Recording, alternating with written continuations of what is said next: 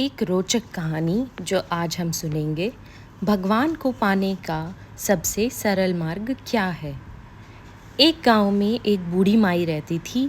माई का आगे पीछे कोई नहीं था, इसलिए बूढ़ी माई बेचारी अकेली रहती थी। एक दिन उस गांव में एक साधु आया। बूढ़ी माई ने साधु का बहुत ही प्रेम पूर्वक आदर सत्कार किया। जब साधु जाने लगा तो बूढ़ी माई ने कहा, महात्मा जी, आप तो ईश्वर के परम भक्त हैं। कृपा करके मुझे ऐसा आशीर्वाद दीजिए जिससे मेरा अकेलापन दूर हो जाए। अकेले रह रहकर ऊब चुकी हूँ।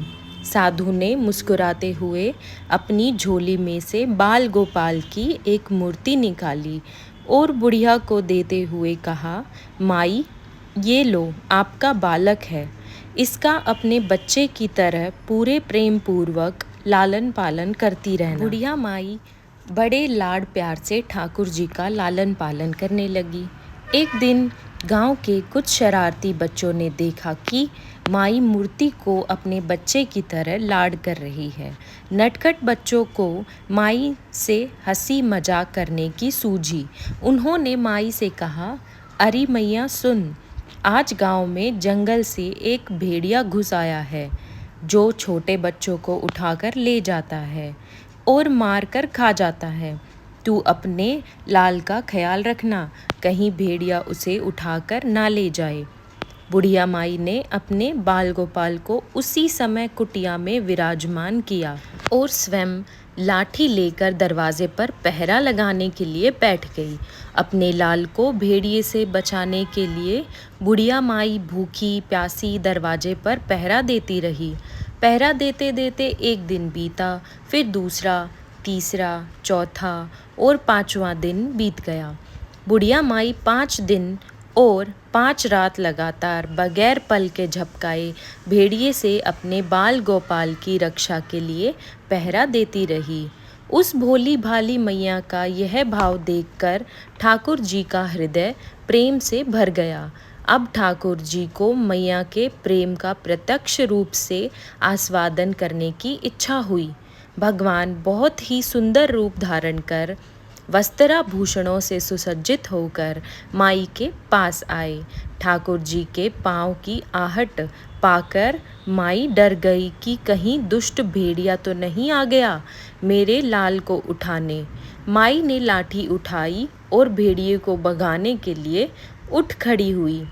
तब श्याम सुंदर ने कहा, मैया, मैं तेरा वही बालक हूँ जिसकी तुम रक्षा करती हो। माई ने कहा, क्या?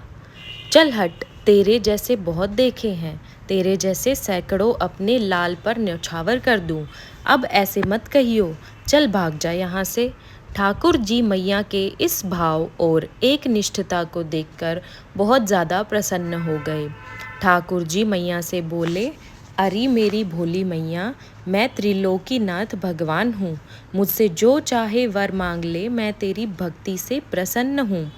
बुढ़िया माई ने कहा, अच्छा, आप भगवान हो, मैं आपको 100 प्रणाम करती हूँ। कृपा कर मुझे यह वरदान दीजिए कि मेरे प्राण प्यारे लाल को भेड़िया न ले जाए। अब ठाकुर जी और ज़्यादा प्रसन्न होते हुए बोले, तो चल मैया, मैं तेरे लाल को और तुझे अपने निज धाम लिए चलता हूँ। वहाँ भेड़िए का कोई भय नहीं है। इस तरह प्रभु बुढ़िया माई को अपने निज धाम ले गए। इस कहानी से शिक्षा मिलती है कि हमें अपने अंदर बैठे ईश्वरीय अंश की काम, क्रोध, लोभ, मोह और अहंकार रूपी भेड़ियों से रक्षा करनी चाहिए। जब हम पूरी तरह से तन्मय होकर अपनी पवित्रता और शांति की रक्षा करते हैं तो एक न एक दिन ईश्वर हमें दर्शन ज़रूर देते हैं। भगवान को पाने का सबसे सरल मार्ग है, भगवान को प्रेम करो, निष्काम प्रेम, जैसे बुढ़िया माई ने किया। जय श्री कृष्ण। श्री कृष्ण गोविंद हरे मुरारी, हे नाथ नारायण वासुदेवा।